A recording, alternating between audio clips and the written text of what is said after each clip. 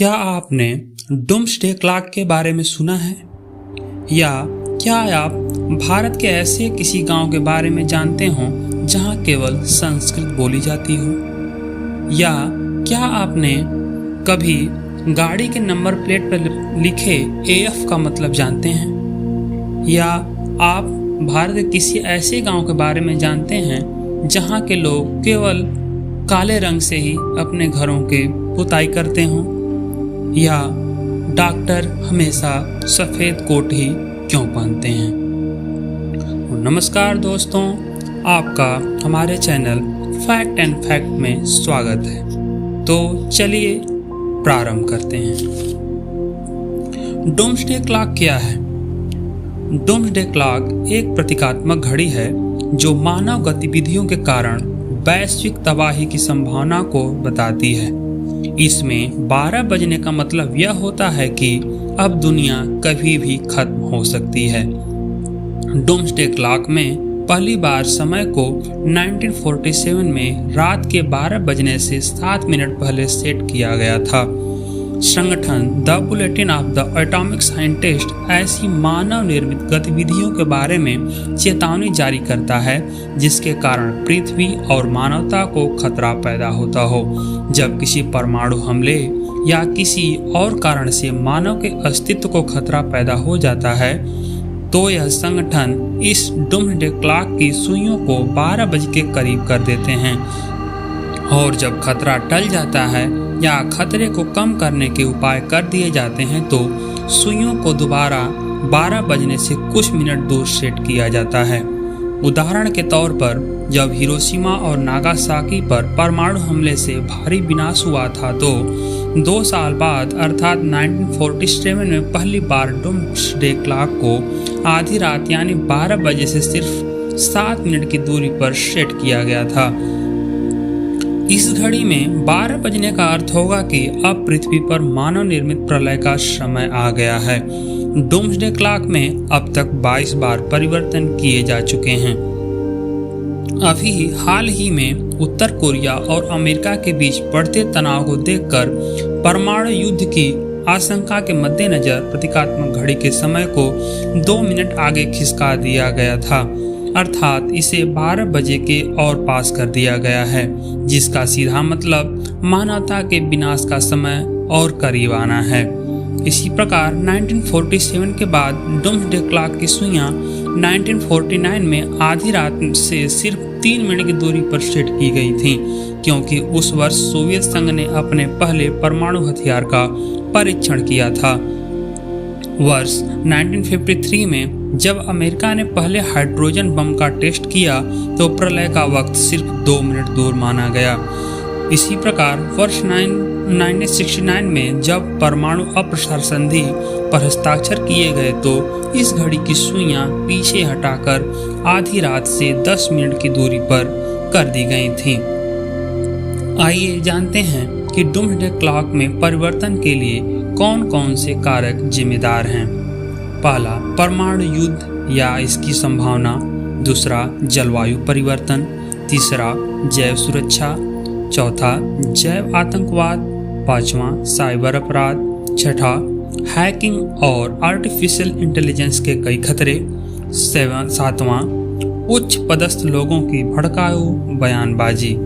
आगे आने वाले समय में वैज्ञानिक और मानव समाज से इस समझदारी की उम्मीद की जाती है कि वे ऐसी किसी भी गतिविधि को अंजाम न दें जो कि संपूर्ण मानव जाति के विनाश का कारण बन जाए और डूम्सडे क्लॉक की सुइयां 12 बजाने को मजबूर हो जाएं। चलिए फैक्ट नंबर 4। भारत का ऐसा गांव जहां लोग सिर्फ संस्कृत बोलते हैं। हम जानते हैं संस्कृत भारत की एक प्राचीन और शास्त्रीय भाषा है जिसमें विश्व की पहली पुस्तक ऋग्वेद संकलित की गई है। संस्कृत भाषा भारतीय आर्यन समूह से है और यह कई भारतीय भाषाओं की जननी मानी जाती है। प्राचीन भारत में यह विद्वानों द्वारा इस्तेमाल की जाने वाली मुख्य भाषा थी और देव भाषा के रूप में प्रतिष्ठित है।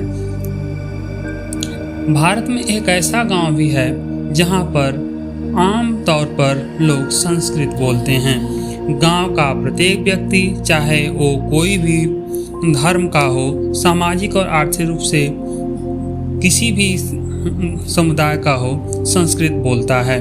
इस गांव में संस्कृत भाषा प्राचीन काल से ही बोली जा रही है और लोग अपनी रोजमर्रा जिंदगी में भी संस्कृत भाषा का ही प्रयोग करते हैं, चाहे 5 या 6 साल का बच्चा ही हो या 85 साल का वृद्ध। अब आप सोच रहे होंगे आखिर वो कौन सा गांव है। कर्नाटक राज्य के शिवमोगा जिले का एक छोटा सा गांव है मत्तूरू, जहां की मातृभाषा कन्नड़ है। फिर भी यहाँ के लोग संस्कृत भाषा का ही प्रयोग करते हैं संवाद करने के लिए। इस गांव के बच्चों को 10 साल पूरा हो जाने के बाद वेदों का शिक्षण दिया जाता है और सभी बच्चे यहाँ पर संस्कृत में बोलते हैं। मत्तूरू गांव को एक वर्ग के रूप में बनाया गया है, जिसमें एक अग्रहारम, एक केंद्रीय मंदिर और एक पाठशाला है। पारंपरिक तरीके से पाठशाला में वेदों का उच्चारण होता है। गांव के बड़े लोगों के पर्यवेक्षण के तहत छात्र अपने 5 साल के कोर्स को सावधानी पूर्वक सीखते हैं। पिछले कुछ सालों से विदेश से कई छात्र भी भाषा सीखने के लिए इस पाठशाला में क्रैश कोर्स कर चुके हैं। एक और दिलचस्प बात यह है कि मत्तूरू गांव के घरों की दीवारों पर संस्कृत ग्राफिटी पाई जाती है। दीवारों पर पेंट किए गए प्राचीन स्लोगन्स पाए जाते हैं। कुछ घरों के परिवारों के दरवाजों पर आप इस घर में संस्कृत बोल सकते हैं, काफी गर्व से लिखा होता है।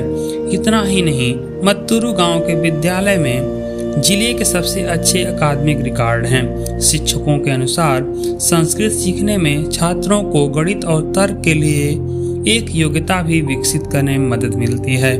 मत्तूरू गांव के कई युवा विदेशों में इंजीनियरिंग या चिकित्सा के अध्ययन के लिए गए हैं और इस गांव के हर परिवार में कम से कम एक सॉफ्टवेयर इंजीनियर बनता है।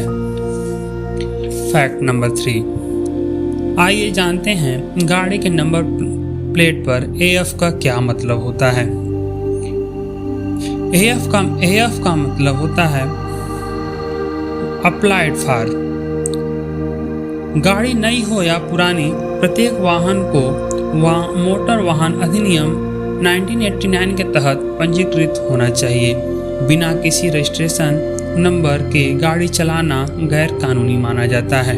जब भी कोई गाड़ी दुपहिया, तिपहिया, 4 पहिया आदि जब शोरूम से निकलती है तो उसको एक टेम्परेरी नंबर दिया जाता है। यदि किसी गाड़ी को टेम्परेरी नंबर नहीं दिया जाता है तो उसके नंबर प्लेट पर AF लिखा जाता है। AF का मतलब होता है अप्लाइड फॉर। इसका मतलब यह है कि गाड़ी के मालिक ने गाड़ी के नए नंबर के लिए अप्लाई किया हुआ है और जब तक गाड़ी का परमानेंट नंबर नहीं मिल जाता है तब तक उसको नंबर प्लेट पर AF या अप्लाइड फॉर लिखने की छूट दी गई है।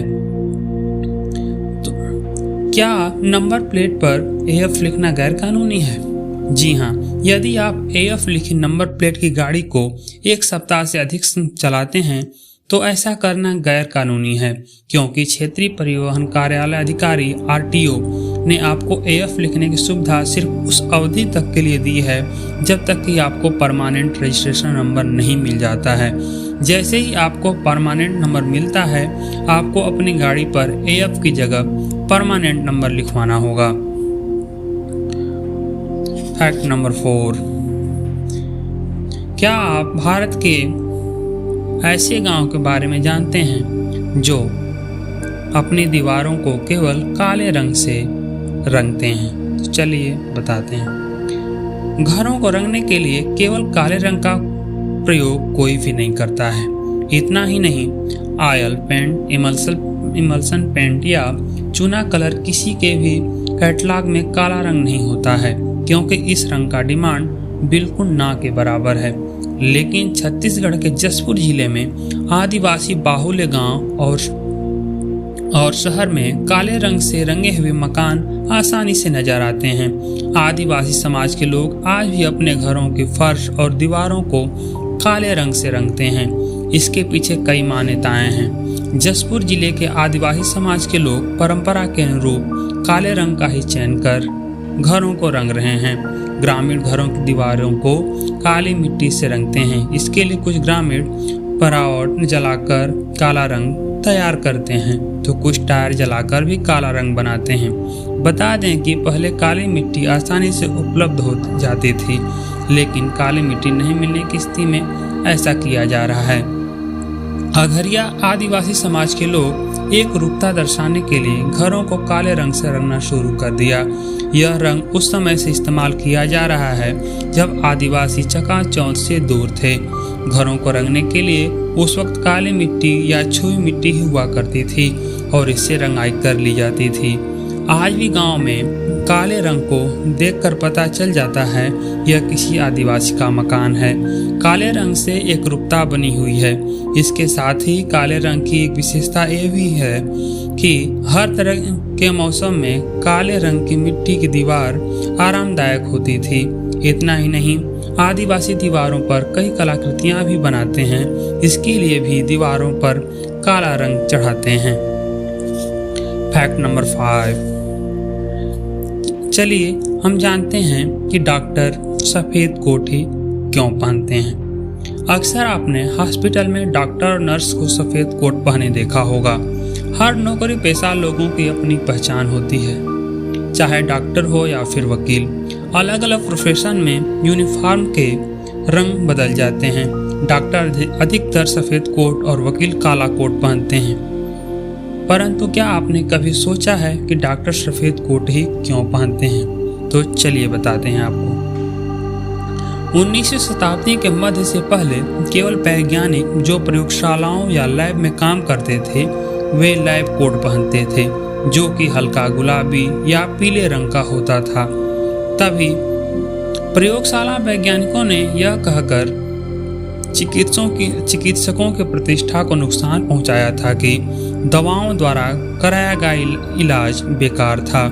इस प्रकार चिकित्सकों को दोषी ठहराया गया, जबकि उस समय वैज्ञानिकों को सार्वजनिक और शासकों द्वारा प्रशंसा मिलती थी।